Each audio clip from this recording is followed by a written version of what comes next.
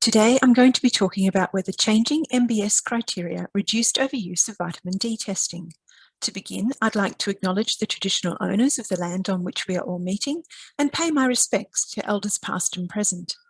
So in the early 2000s, vitamin D testing in Australia increased dramatically, particularly in women.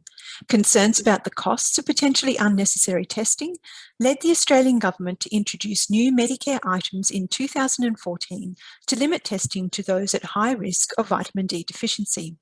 The introduction of these new items was also preceded by education activities by MBS MedicineWise. So this study had two aims. First, to describe trends in vitamin D testing between 1996 and 2019 in Australian women using Medicare data. And second, to investigate the socio-demographic and health factors associated with testing under the new items using survey and linked Medicare data from 7,800 women born in 1946 to 1951 in the Australian Longitudinal Study on Women's Health. So what did we find? Well, between 1996 and 2013, vitamin D testing rates increased in all age groups of women.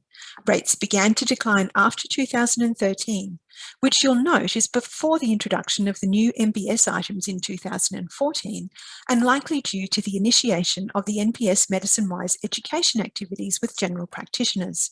However, the reduction was not sustained and testing rates started increasing again after 2016. So 56% of women in the study cohort had at least one vitamin D test after the introduction of the new items. Women who had a bone density test and those living at latitudes with less sun exposure were more likely to get tested. This makes sense as women with signs or symptoms of osteoporosis or those with less sun exposure may be at greater risk of vitamin D deficiency and should be tested. Other predictors of testing under the new items were having had a vitamin D test before the introduction of those items and visiting a general practitioner more than twice a year. Women who visited more than 8 times a year were the most likely to be tested.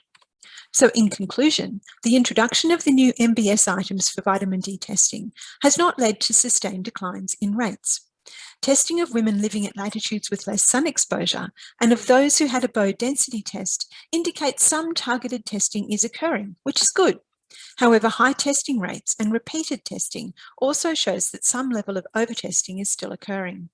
This indicates that further interventions or educational activities, perhaps for consumers as well as health practitioners, may be necessary to reduce overtesting.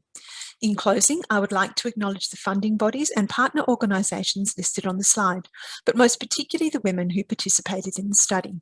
Thank you.